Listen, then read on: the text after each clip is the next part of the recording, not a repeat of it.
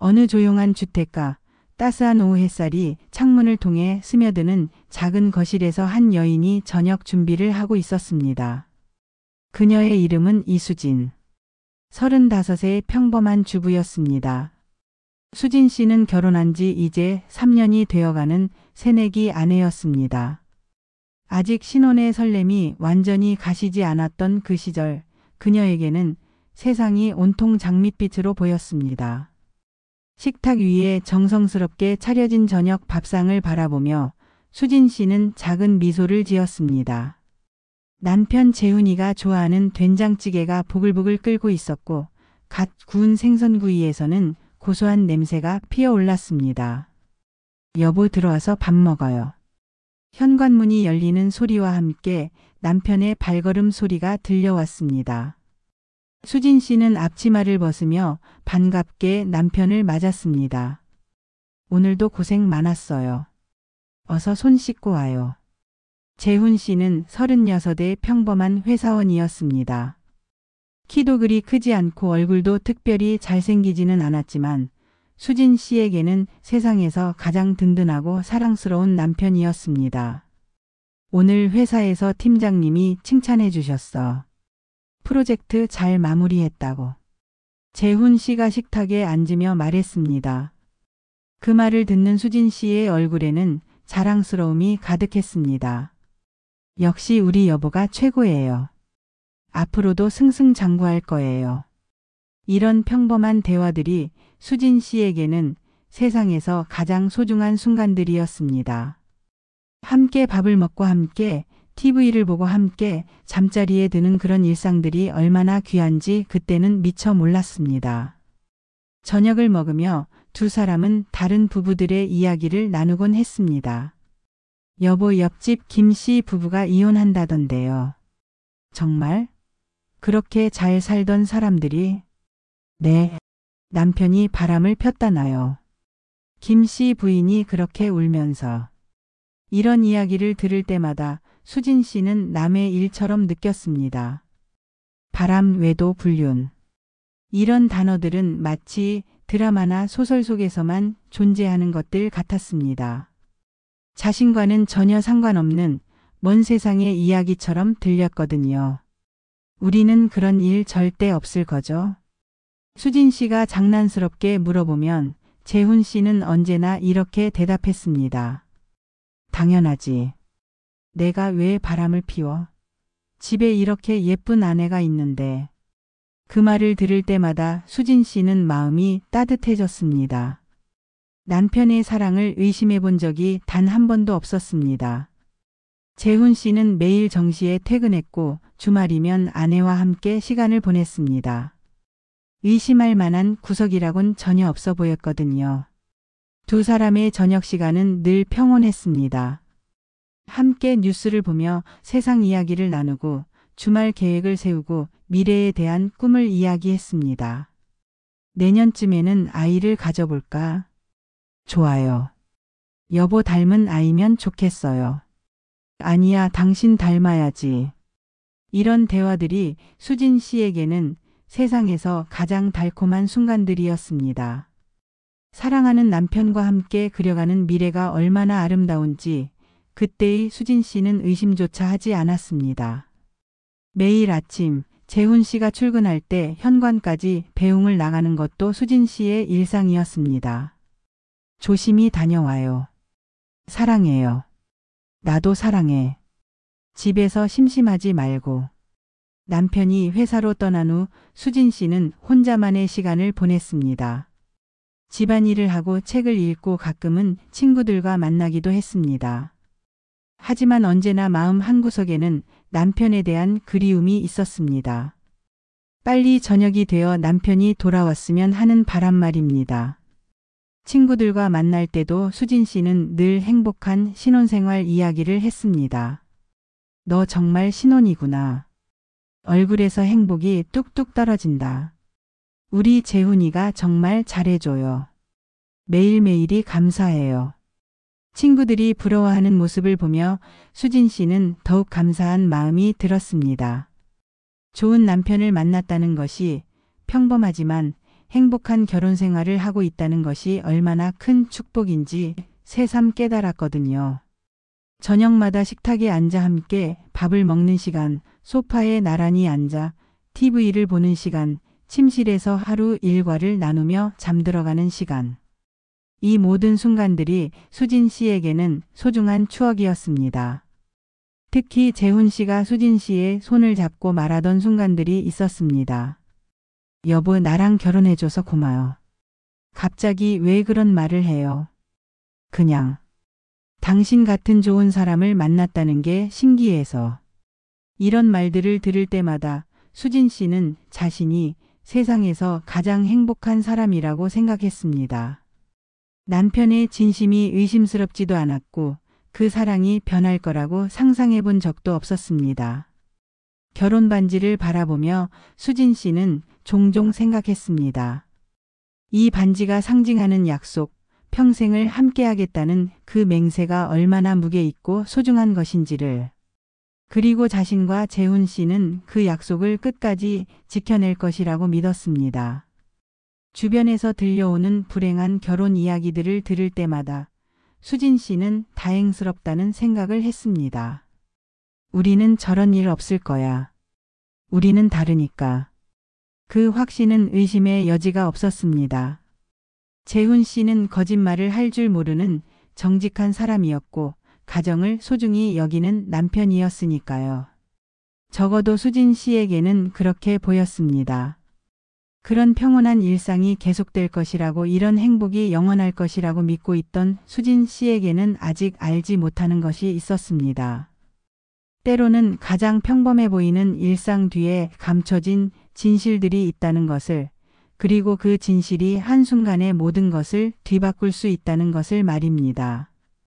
하지만 그때의 수진 씨는 그런 미래를 전혀 예상하지 못한 채 오늘도 남편을 위해 저녁을 차리고 그가 돌아오기를 기다리고 있었습니다. 세상에서 가장 평범하고 가장 행복한 아내의 모습으로 말입니다. 하지만 이런 평온한 일상에 균열이 생기기 시작한 것은 수진 씨가 전혀 예상하지 못했던 방식으로였습니다. 다음 이야기에서는 수진 씨의 세상이 어떻게 무너지기 시작했는지 들어보겠습니다. 챕터 2. 충격적인 발각. 그날은 평범한 수요일 오후였습니다. 수진 씨는 집안일을 마치고 거실 소파에 앉아 휴식을 취하고 있었습니다. 재훈 씨는 회사에 있었고 집안은 고요했습니다. 그런 평온한 오후가 그녀의 인생을 완전히 바꿔놓을 줄은 아무도 몰랐습니다. 우연이었습니다. 정말 우연이었습니다. 재훈 씨가 깜빡하고 놓고 간 노트북이 거실 테이블 위에 놓여 있었고 알림음이 계속해서 울리고 있었습니다. 처음에는 업무용 메일이려니 생각했던 수진 씨였습니다. 또 회사에서 급한 일이 생긴 건가? 수진 씨는 남편에게 전화를 해서 알려주려고 노트북을 열었습니다. 하지만 화면에 떠 있는 것은 업무용 메일이 아니었습니다. 카카오톡 메신저 창이었습니다. 그리고 그 대화 상대의 이름을 본 순간 수진 씨의 심장이 멈춘 것 같았습니다. 지우라는 여자 이름이 보였습니다. 그 이름 옆에는 어린 여자아이의 프로필 사진이 있었습니다. 누구지? 회사 동료인가? 수진 씨는 처음에는 별 생각 없이 대화창을 열어보았습니다. 하지만 그 순간 보게 된 내용은 수진 씨의 세상을 산산조각 내버렸습니다. 오빠, 오늘도 보고 싶어요. 나도 지우야. 빨리 만나고 싶다. 회의 끝나면 바로 와요. 기다릴게요. 우리 예쁜 지우 많이 기다렸지? 미안해. 수진 씨의 손이 떨리기 시작했습니다. 이것은 동료와 나누는 대화가 아니었습니다. 연인들이나 나눌 법한 그런 달콤하고 친밀한 대화였습니다. 그것도 자신의 남편과 어떤 젊은 여자 사이의 대화였습니다. 아니야. 이럴 리가 없어. 수진 씨는 자신의 눈을 의심했습니다. 분명히 잘못 본 것일 거라고, 오해일 거라고 생각하려 했습니다. 하지만 대화를 더 위로 올려보면 볼수록 현실은 더욱 잔혹하게 다가왔습니다. 지우야, 어젯밤 정말 행복했어. 저도요, 오빠. 오빠 품에 있을 때가 제일 좋아요. 우리만의 비밀이야. 아무에게도 말하면 안 돼. 당연하죠. 오빠가 힘들어질까봐 걱정돼요. 수진 씨는 더 이상 읽을 수가 없었습니다. 손이 너무 떨려서 마우스를 제대로 잡을 수도 없었습니다. 가슴이 답답하고 숨이 제대로 쉬어지지 않았습니다. 재훈이가, 우리 재훈이가 이런 일을 믿을 수가 없었습니다. 매일 아침 사랑해라고 말하며 출근하던 그 남편이 매일 저녁 자신과 함께 밥을 먹으며 다정하게 대화를 나누던 그 남편이 실제로는 다른 여자와 이런 대화를 나누고 있었다는 사실이 도저히 받아들여지지 않았습니다. 수진 씨는 더 많은 정보를 알아야 했습니다. 이 지우라는 여자가 누구인지, 언제부터 이런 관계였는지. 떨리는 손으로 프로필을 클릭해보니 더욱 충격적인 정보가 기다리고 있었습니다. 대학생이었습니다. 그것도 유명한 사립대학교 경영학과 3학년. 나이는 겨우 24살. 수진 씨보다 무려 11살이나 어린 여대생이었습니다. 11살. 11살이나 어려. 수진 씨는 그 숫자가 주는 충격에 정신이 혼미해졌습니다. 만약 이 여자가 동년배라면 혹은 비슷한 나이라면 그래도 조금은 이해할 수 있었을지도 모릅니다. 하지만 11살 차이라는 것은 자신이 대학교를 졸업할 때 이 여자는 겨우 중학생이었다는 이야기였습니다. 사진을 보니 더욱 가슴이 아팠습니다.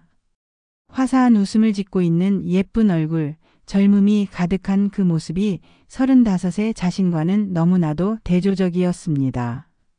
이런 어린애와 우리 남편이.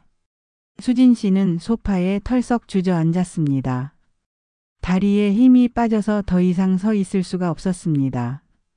머릿속이 하얘지면서 아무 생각도 나지 않았습니다. 그때 현관문이 열리는 소리가 들렸습니다. 재훈 씨가 돌아온 것이었습니다. 여보, 나왔어. 노트북 놓고 왔나? 평상시와 다름없는 재훈 씨의 목소리였습니다.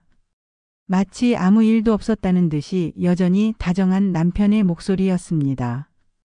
그 목소리를 듣는 순간 수진 씨의 가슴에는 분노와 슬픔이 동시에 밀려왔습니다. 여보? 재훈 씨가 거실로 들어오더니 노트북 앞에 앉아있는 아내를 발견했습니다. 그리고 화면에 떠있는 카카오톡 대화창을 본 순간 그의 얼굴이 새하얗게 변했습니다. 이게 뭐예요? 수진 씨의 목소리가 떨렸습니다. 화가 나서 소리를 지르고 싶었지만 목이 메어서 제대로 말이 나오지 않았습니다. 여보, 이거는. 재훈 씨도 당황한 기색이 역력했습니다. 예상치 못한 상황에 어떻게 대처해야 할지 모르는 표정이었습니다. 11살 어린 여대생이요. 이 지우라는 애가 누구예요? 수진 씨의 목소리에 절망이 묻어났습니다. 아직도 이 모든 것이 현실이라는 게 믿어지지 않았습니다. 재훈 씨는 한참 동안 말을 하지 못했습니다. 변명을 하려고 해도 증거가 너무나 명확했습니다. 그리고 마침내 그는 무릎을 꿇었습니다. 미안해. 정말 미안해. 그 순간 수진 씨는 모든 것이 현실임을 깨달았습니다. 남편의 무릎 꿇는 모습을 보며 자신이 그토록 믿어왔던 평범한 행복이 모두 거짓이었음을 알게 된 것입니다. 언제부터였어요? 언제부터 저를 속이고 그 애와. 3개월 전부터. 정말 미안해. 내가 미쳤었어. 3개월. 석 달 동안 남편은 이중 생활을 해왔던 것입니다.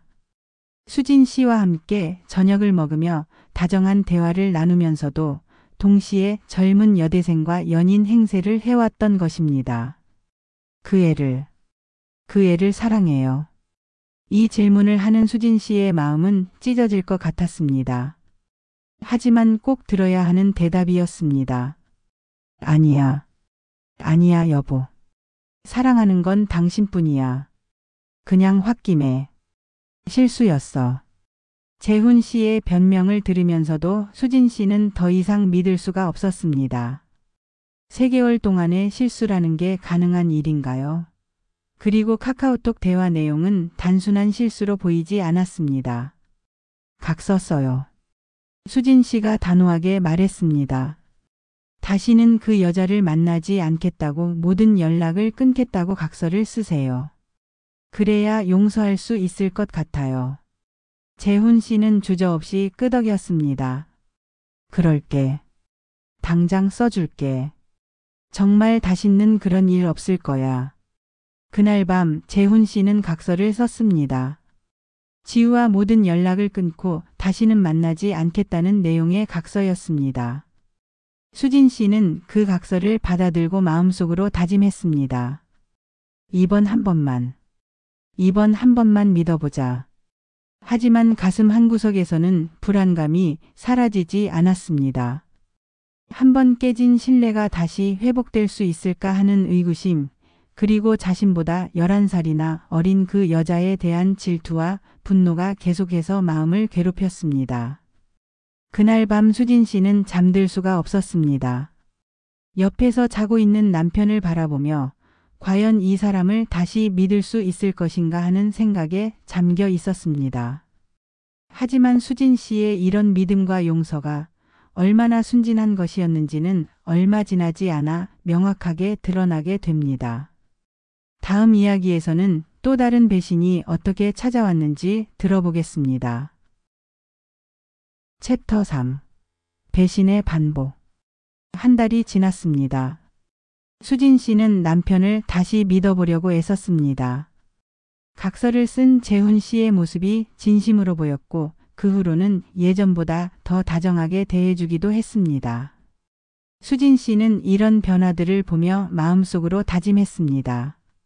사람은 실수할 수 있어. 중요한 건 다시는 그런 일이 없는 거야. 하지만 가슴 깊은 곳에서는 여전히 불안감이 사라지지 않았습니다. 재훈 씨가 조금이라도 늦게 들어오면 의심스러웠고, 핸드폰을 만질 때마다 누구와 연락하는 건 아닌지 신경이 쓰였습니다. 한번 깨진 신뢰라는 것이 이렇게 회복하기 어려운 것인지 수진 씨는 그제야 깨달았습니다. 내가 너무 예민한 건가? 수진 씨는 자신을 탓하기 시작했습니다. 남편이 진심으로 반성하고 있는데 자신이 너무 의심만 하는 것은 아닌가 하는 생각이 들었습니다. 그래서 더욱 노력했습니다. 웃으려고 애쓰고 예전처럼 다정한 아내가 되려고 했습니다. 하지만 운명은 수진 씨의 이런 노력을 비웃기라도 하듯 다시 한번 잔혹한 현실을 보여주었습니다. 그날은 금요일 밤이었습니다. 재훈 씨가 회식이 있다며 늦게 들어온다고 연락을 했습니다. 수진 씨는 별다른 의심 없이 혼자 저녁을 먹고 TV를 보며 남편을 기다리고 있었습니다. 밤 11시가 넘어서야 재훈 씨가 돌아왔습니다. 술 냄새가 났지만 회식을 했다고 하니 자연스러웠습니다. 수진 씨는 남편을 위해 해장국을 끓여주었습니다. 고생 많았어요. 얼른 씻고 와서 이것 좀 드세요. 고마워. 우리 아내가 최고야. 재훈 씨는 평상시와 다름없이 다정했습니다.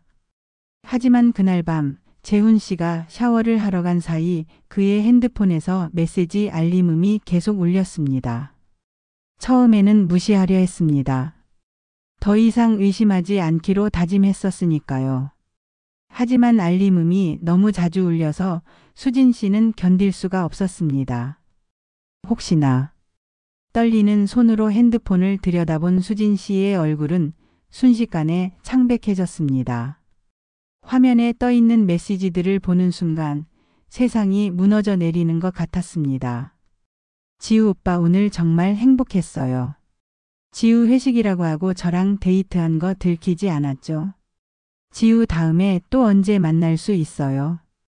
수진 씨의 온몸이 떨렸습니다. 각서를 쓰고 다시는 만나지 않겠다고 했던 그 약속이 채 한 달도 지나지 않아 깨어진 것이었습니다. 그것도 거짓말로 자신을 속이면서 말입니다. 더 충격적인 것은 메시지를 위로 올려보니 그동안 꾸준히 연락을 주고받았다는 사실이었습니다. 각서를 쓴 다음 날부터 다시 시작된 대화들이 끝없이 이어져 있었습니다. 연락 끊었다고 했잖아. 다시는 만나지 않겠다고 했잖아. 수진 씨는 그 자리에서 울음이 터져 나왔습니다. 분노보다는 절망이 먼저 밀려왔습니다. 자신이 얼마나 순진했는지, 얼마나 바보 같았는지가 뼈저리게 느껴졌습니다. 그때 욕실에서 재훈 씨가 나왔습니다. 수진 씨가 자신의 핸드폰을 들고 울고 있는 모습을 본 재훈 씨의 표정이 또다시 굳어졌습니다. 여보, 각서가 뭐였어요? 수진 씨의 목소리에는 깊은 절망이 묻어났습니다. 다시는 만나지 않겠다고 연락도 끊겠다고 했잖아요. 그런데 이게 뭐예요? 핸드폰을 내밀며 수진 씨는 남편을 바라보았습니다. 이번에는 변명의 여지가 전혀 없었습니다. 증거가 너무나도 명확했으니까요. 미안해. 정말 미안해. 재훈 씨는 또다시 무릎을 꿇었습니다. 하지만 이번에는 수진 씨의 마음이 달랐습니다. 한 번 속은 것도 억울한데 두 번째까지 속았다는 사실이 자신을 더욱 초라하게 만들었습니다. 왜 저한테 거짓말을 했어요? 왜 각서까지 쓰고 거짓말을 했어요? 수진 씨의 목소리가 점점 커졌습니다. 그동안 참아왔던 모든 감정이 한꺼번에 터져나오는 것 같았습니다. 그 애가 뭐가 그렇게 좋아요? 11살이나 어린 그 애가 저보다 뭐가 나아요? 이런 말을 하는 자신이 비참했습니다. 남편의 사랑을 놓고 어린 여자와 경쟁해야 한다는 현실이 참담했습니다. 당신은 나하고 각서까지 쓰고 나한테는 반성하는 척하면서 뒤에서는 그 애랑 데이트를 했던 거네요. 재훈 씨는 아무 말도 하지 못했습니다. 변명할 말도 핑계댈 여지도 없었기 때문입니다. 오늘 회식이라고 했는데 실제로는 그 애와 만났던 거죠? 여보 정말 미안해. 내가 너무 나빴어. 미안하다고요? 미안하다는 말로 다 해결돼요. 수진 씨는 핸드폰을 바닥에 던져버렸습니다. 그리고 거실 한가운데 놓여있던 각서를 찾아 찢어버렸습니다. 이런 종이 쪼가리가 무슨 의미가 있어요? 당신에게는 약속이란 게 이렇게 가벼운 거였어요? 찢어진 각서 조각들이 바닥에 흩어졌습니다. 그 모습이 수진 씨의 마음과 똑같았습니다. 산산조각이 나서 다시는 원래대로 돌아갈 수 없는 그런 상태였습니다. 당신이 그 애를 선택한 거네요. 나를 속이면서까지 그 애를 택한 거네요. 수진 씨의 말에는 체념이 섞여 있었습니다. 더 이상 믿을 수 없다는, 더 이상 용서할 수 없다는 단호함이 있었습니다. 그날 밤 수진 씨는 침실이 아닌 거실 소파에서 잠들었습니다. 아니, 정확히는 잠들지 못했습니다. 밤새도록 천장을 바라보며 지난 3년간의 결혼 생활을 되돌아보았습니다. 내가 뭘 잘못했을까? 자신을 탓하는 생각들이 꼬리를 물고 이어졌습니다. 남편이 다른 여자를 찾는 이유가 혹시 자신에게 있는 것은 아닐까? 자신이 부족한 아내였던 것은 아닐까? 하지만 동시에 분노도 치밀어 올랐습니다. 아무리 자신에게 부족함이 있다고 해도 거짓말로 속이고 배신하는 것이 정당화될 수는 없었습니다. 새벽이 되어서야 수진 씨는 결심을 굳혔습니다. 더 이상 이런 식으로는 살 수 없다는 것을, 자신의 존엄성을 지키기 위해서라도 행동에 나서야 한다는 것을 깨달은 것입니다. 용서에도 한계가 있어. 나도 사람이야. 새벽 첫 햇살이 창문으로 스며들 때 수진 씨는 마음속으로 다짐했습니다. 이제는 다른 방법으로 이 문제를 해결해야겠다고, 더 이상 순진하고 착한 아내로만 살지는 않겠다고 말입니다. 다음 이야기에서는 수진 씨가 어떤 결단을 내리게 되는지, 그리고 그 결단이 어떤 결과를 가져오는지 들어보겠습니다. 챕터 4. 법적 싸움. 새벽에 차가운 공기를 마시며 수진 씨는 자신의 마음을 정리했습니다. 두 번의 배신을 당하고 나서야 깨달은 것이 있었습니다.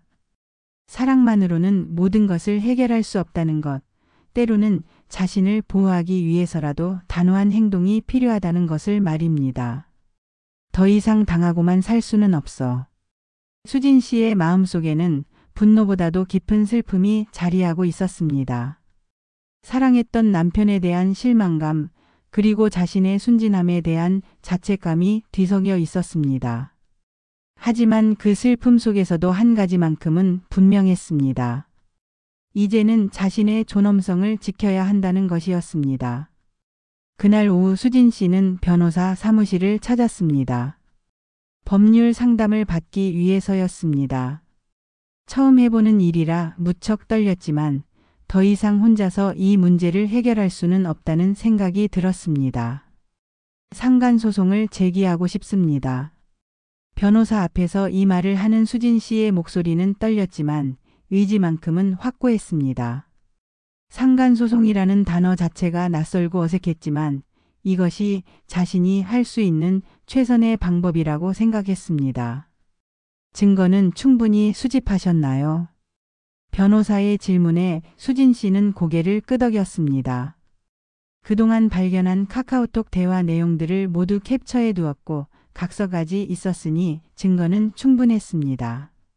감정적으로 많이 힘드시겠지만 법정에서는 객관적인 사실들이 중요합니다. 마음을 단단히 먹으시고 준비하셔야 합니다. 변호사의 말을 들으며 수진 씨는 새삼 자신이 얼마나 큰 결심을 한 것인지 깨달았습니다. 이제는 되돌릴 수 없는 길을 선택한 것입니다. 몇 주 후 드디어 소장이 접수되었습니다. 지우라는 여대생에게 상간소송이 제기된 것입니다. 수진 씨는 그 순간 묘한 감정을 느꼈습니다. 복잡하고 착잡한 마음이었습니다. 정말 이게 맞는 걸까? 마지막 순간까지도 수진 씨는 자신의 선택을 의심했습니다. 하지만 그때마다 떠오르는 것은 남편의 배신과 거짓말이었습니다. 두 번이나 속았던 자신의 모습이었습니다. 재판 준비 과정에서 수진 씨는 많은 것들을 배웠습니다. 법적으로 상간제가 무엇인지, 어떤 증거들이 필요한지, 그리고 자신이 겪은 일이 단순한 개인적인 문제가 아니라 사회적으로도 인정받을 수 있는 피해라는 것을 말입니다.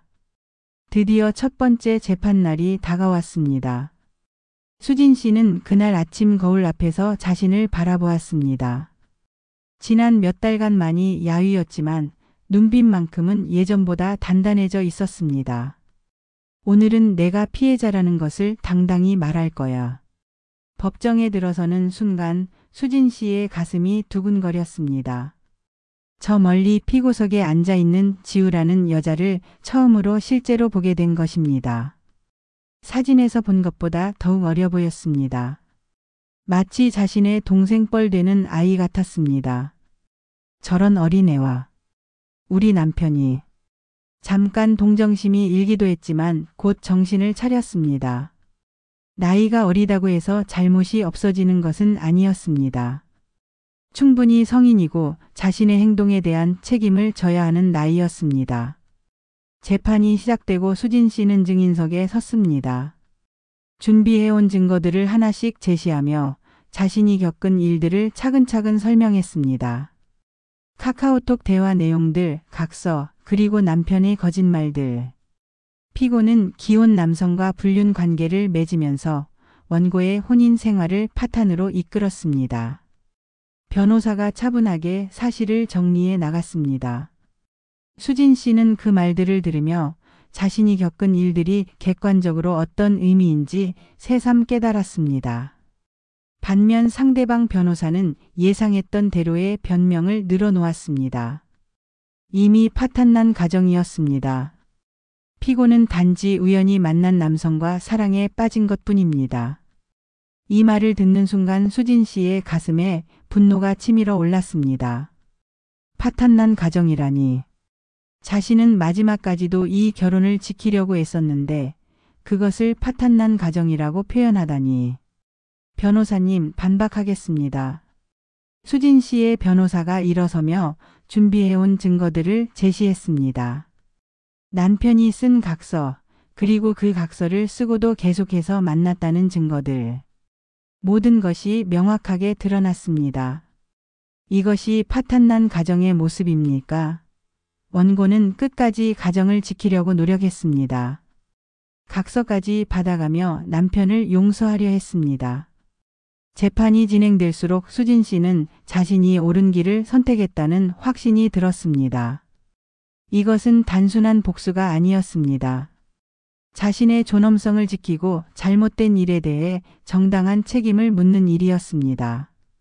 지우라는 여학생은 재판 내내 고개를 숙이고 있었습니다. 때로는 눈물을 흘리기도 했습니다. 하지만 수진 씨는 더 이상 그런 모습에 흔들리지 않았습니다. 자신도 충분히 아팠고 충분히 눈물을 흘렸기 때문입니다. 몇 차례의 재판을 거쳐 드디어 판결이 나왔습니다. 수진 씨의 전면 승소였습니다. 법원은 지우에게 상당한 금액의 위자료를 지급하라고 판결했습니다. 원고 승소 판결을 내립니다. 판사의 선고를 듣는 순간 수진 씨의 눈에서 눈물이 흘러내렸습니다.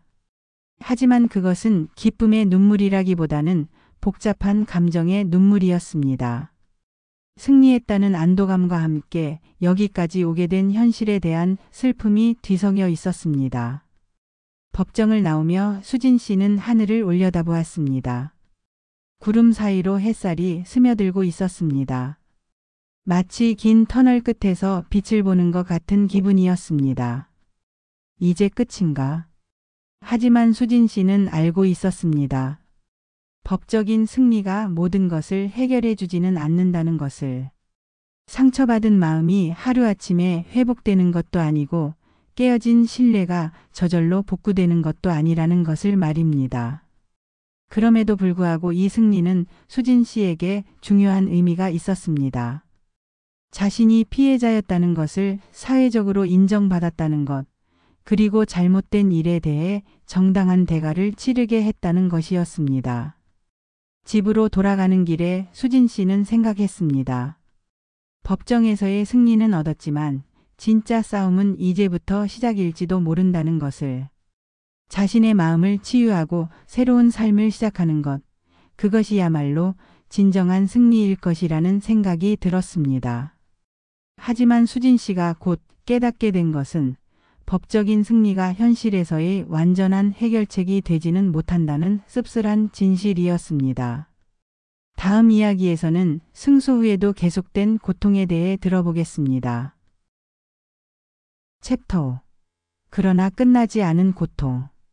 판결문을 받아든 그날 수진 씨는 이상하게도 속이 비어있는 느낌이었습니다.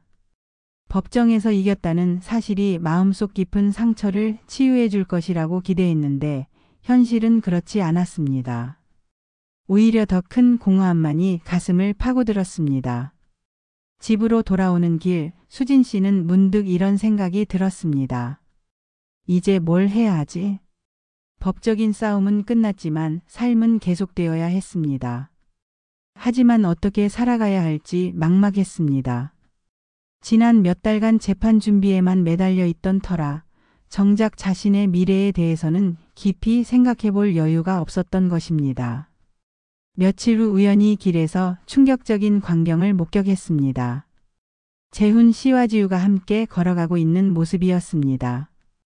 그것도 아무렇지 않게 마치 연인처럼 손을 잡고 웃으며 걷고 있었습니다. 저게 말이 되나? 수진 씨는 그 자리에 서서 믿을 수 없는 광경을 바라봤습니다. 법정에서 패소하고 위자료까지 지급하라는 판결을 받았는데도 저들은 여전히 당당하게 연인 행세를 하고 있었습니다.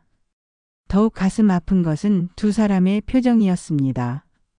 전혀 부끄러워하거나 숨어다니는 기색이 없었습니다. 오히려 행복해 보이기까지 했습니다.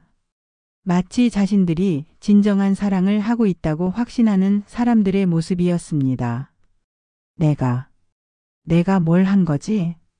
수진 씨는 그 순간 깊은 허탈감에 빠졌습니다. 법정에서 이기고 위자료를 받아내는 것이 무슨 의미가 있을까요? 정작 당사자들은 전혀 반성하지 않고 있는데 자신만 혼자서 상처받고 분노하고 있는 것 같았습니다. 집에 돌아와 수진 씨는 판결문을 다시 꺼내 보았습니다. 분명히 승소 판결이라고 적혀 있었습니다. 하지만 그 종이 한 장이 자신에게 진정한 평화를 가져다 주지는 못했습니다. 승리했는데 왜 이렇게 공허하지? 더욱 괴로운 것은 주변 사람들의 시선이었습니다. 상간소송을 제기했다는 사실이 알려지면서 사람들은 수진 씨를 다양한 시각으로 바라보기 시작했습니다.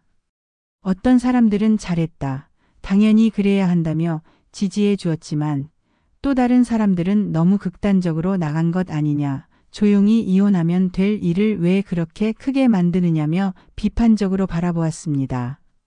특히 힘들었던 것은 직장에서의 시선이었습니다. 동료들은 겉으로는 위로의 말을 건넸지만 뒤에서는 수진 씨의 사생활에 대해 수군거리는 것이 느껴졌습니다. 저 사람 참 불쌍하기도 하지만 너무 집착하는 것 같지 않아. 남편이 바람을 피웠다고 해서 법정까지 가는 게 정상적인가? 이런 말들이 귀에 들려올 때마다 수진 씨는 자신이 무엇을 위해 싸웠는지 혼란스러워졌습니다. 자신이 정당한 일을 한 것인지 아니면 정말로 너무 극단적으로 나간 것인지. 더욱 가슴 아픈 것은 SNS였습니다. 지우의 SNS를 우연히 보게 된 수진 씨는 경악을 금치 못했습니다. 재판이 끝난 지 얼마 되지 않았는데도 지우는 여전히 행복한 일상을 SNS에 올리고 있었습니다. 카페에서 찍은 셀카, 예쁜 옷을 입고 찍은 사진들. 그 어떤 사진에서도 반성이나 죄책감의 흔적을 찾을 수 없었습니다. 오히려 더욱 당당해 보이기까지 했습니다. 저 애는 아무렇지도 않구나. 수진 씨는 그 순간 깊은 절망감에 빠졌습니다. 자신은 몇 달째 잠 못 이루며 고통받고 있는데 정작 가해자는 아무렇지 않게 일상을 즐기고 있다는 현실이 받아들여지지 않았습니다. 더욱 충격적인 것은 재훈 씨의 태도였습니다. 승소 판결이 난 후에도 그는 수진 씨에게 사과 한마디 하지 않았습니다. 오히려 너무 극단적으로 나갔다, 이제 그만 좀 하자는 식의 반응을 보였습니다. 내가 피해자인데 왜 나만 이렇게 힘들어해야 하지? 수진 씨는 밤마다 이런 생각에 잠 못 이뤘습니다. 법적으로는 이겼지만 현실에서는 여전히 자신만 고통받고 있다는 느낌이었습니다. 어느 날 수진 씨는 우연히 재훈 씨와 지우가 고급 레스토랑에서 식사하는 모습을 목격했습니다. 그들은 촛불이 켜진 로맨틱한 테이블에 앉아 다정하게 대화를 나누고 있었습니다. 위자료는 누가 내는 거지? 순간 이런 생각이 들었습니다. 지우가 법정에서 위자료를 지급하라는 판결을 받았지만 실제로는 재훈 씨가 그 돈을 대신 내고 있을 것이라는 추측이 들었습니다. 그렇다면 결국 아무도 진정한 대가를 치르지 않는 것이었습니다. 집으로 돌아와 수진 씨는 거울 앞에 섰습니다. 거울 속의 자신은 몇 달 사이에 많이 변해 있었습니다. 살이 빠져 헬쑥해진 얼굴, 깊어진 눈가의 주름, 생기를 잃은 눈빛. 누가 진짜 벌을 받은 거지? 수진 씨는 쓴 웃음을 지었습니다. 법적으로는 승리했지만 정작 자신만 망가져가고 있다는 현실이 너무나 아이러니했습니다. 그날 밤 수진 씨는 오랜만에 친구에게 전화를 했습니다. 수진아, 어떻게 지내? 재판은 어떻게 됐어? 이겼어. 그런데 이겨도 별로 시원하지가 않아. 오히려 더 허무해. 친구는 한참 침묵했습니다. 그리고 조심스럽게 말했습니다. 수진아, 이제 그만 놓아주는 게 어때? 너무 오래 붙잡고 있으면 내가 더 힘들어질 것 같아. 놓아준다는 게 뭘 놓아준다는 거야? 그 분노, 그 아픔을 말이야. 내가 계속 그들을 지켜보고 있으면 너만 더 상처받게 되잖아. 친구의 말이 마음에 와닿았지만 쉽게 받아들이기는 어려웠습니다. 어떻게 하면 이 모든 것을 놓아줄 수 있을까요? 어떻게 하면 이 상처에서 벗어날 수 있을까요? 창밖으로 비가 내리기 시작했습니다. 그 빗소리를 들으며 수진 씨는 깊은 생각에 잠겼습니다. 법적인 승리가 모든 것을 해결해 줄 것이라고 기대했는데 현실은 그렇지 않았습니다. 진정한 치유와 회복은 다른 곳에서 찾아야 할 것 같았습니다. 다음 마지막 이야기에서는 수진 씨가 개인적 아픔을 넘어서 사회에 던지는 더 큰 질문들을 들어보겠습니다. 챕터 6. 사회에 던지는 질문. 그날 밤 수진 씨는 컴퓨터 앞에 앉아 있었습니다. 방 안에는 작은 스탠드 불빛만이 켜져 있었고 화면에는 국민청원 게시판이 떠 있었습니다. 몇 시간째 빈 화면을 바라보며 망설이고 있던 수진 씨의 마음속에는 복잡한 감정들이 소용돌이치고 있었습니다. 과연 내 이야기가 누군가에게 도움이 될까? 수진 씨는 자신이 겪은 일들을 되돌아보았습니다. 사랑했던 남편의 배신, 법정에서의 승리, 그리고 그 이후에도 계속된 고통들. 이 모든 경험이 단순히 개인적인 아픔에서 그쳐서는 안 된다는 생각이 들었습니다. 지난 몇 달간 수진 씨가 가장 괴로워했던 것은 바로 이것이었습니다. 자신은 피해자인데 왜 숨어서 살아야 하는가? 왜 떳떳하지 못한 사람들이 더 당당하게 살아가는가 하는 의문이었습니다. 왜 피해자가 숨어야 하지? 이 질문이 수진 씨의 마음을 계속 괴롭혔습니다. 상간소송에서 승소했음에도 불구하고 정작 자신은 사람들의 시선을 피해 조심스럽게 살아가야 했습니다. 반면 가해자들은 아무렇지 않게 일상을 즐기고 있었습니다. 이게 정상적인 사회인가? 수진 씨는 키보드에 손을 올렸습니다. 떨리는 손가락으로 천천히 글자를 입력하기 시작했습니다. 안녕하세요. 저는 남편의 외도로 인해 상간소송을 제기하여 승소 판결을 받은 한 여성입니다. 이 첫 문장을 쓰는 데만 1시간이 넘게 걸렸습니다. 자신의 아픔을 공개적으로 드러낸다는 것이 얼마나 큰 용기가 필요한 일인지 새삼 깨달았기 때문입니다. 수진 씨는 자신의 경험을 차근차근 풀어나갔습니다. 남편의 외도를 발견했을 때의 충격, 2번의 배신, 상간소송을 결심하게 된 과정, 그리고 승소 후에도 계속된 고통들. 하지만 가장 중요한 것은 그 다음 부분이었습니다. 저는 묻고 싶습니다. 왜 피해자가 숨어야 하는 건가요? 이 질문에 수진 씨는 자신의 모든 감정을 쏟아부었습니다. 법정에서 이겼지만 정작 저는 사람들의 시선을 피해 조심스럽게 살아가고 있습니다. 반면 저에게 상처를 준 사람들은 당당하게 연인 행세를 하며 살아가고 있습니다. 이것이 과연 정의로운 사회의 모습일까요? 수진 씨의 손끝에서는 진심이 묻어나는 글이 써지고 있었습니다. 이것은 단순한 하소연이 아니었습니다. 같은 상황에 놓인 수많은 피해자들을 대변하는 목소리였습니다. 특히 사실적시 명예훼손이라는 법률 때문에 피해자들은 자신이 겪은 일을 공개적으로 말할 수도 없습니다. 아무리 사실이라고 해도 그것을 공개하면 오히려 피해자가 가해자가 될 수 있다는 이 모순적인 상황을 어떻게 받아들여야 할까요? 이 부분을 쓰면서 수진 씨의 눈에서는 눈물이 흘러내렸습니다. 자신이 겪은 고통이 단순히 개인적인 문제가 아니라 사회 구조적인 문제라는 것을 깨달았기 때문입니다. 저는 법정에서 승리했지만 진정한 승리는 아직 오지 않았습니다. 진정한 승리는 피해자가 더 이상 숨지 않아도 되는 사회, 잘못한 사람이 진정으로 반성하고 책임지는 사회가 될 때 올 것입니다. 수진 씨는 자신의 경험을 통해 사회의 변화를 요구했습니다. 사실적시 명예훼손 조항의 개선, 피해자 보호 제도의 강화, 그리고 무엇보다 사회 인식의 변화를 간절히 호소했습니다. 저와 같은 피해자들이 더 이상 숨어서 살지 않아도 되는 사회를 만들어 주세요. 진실을 말하는 것이 죄가 되지 않는 사회, 피해자가 당당할 수 있는 사회를 만들어 주세요. 글을 다 쓰고 나서 수진 씨는 한참 동안 화면을 바라보았습니다. 자신의 아픈 경험이 누군가에게는 희망의 메시지가 될 수 있을까요? 혼자만의 고통이 아니라는 위로를 줄 수 있을까요? 게시하기 버튼을 누르는 데는 또 다른 용기가 필요했습니다. 하지만 수진 씨는 알고 있었습니다. 변화는 누군가 먼저 목소리를 내야 시작될 수 있다는 것을 말입니다. 청원이 게시된 후 수진 씨의 스마트폰에는 끊임없이 알림이 울렸습니다. 댓글이 달리고 공감 표시가 늘어가고 공유가 이어졌습니다. 많은 사람들이 수진 씨의 이야기에 깊이 공감하고 있었습니다. 저도 같은 경험을 했습니다.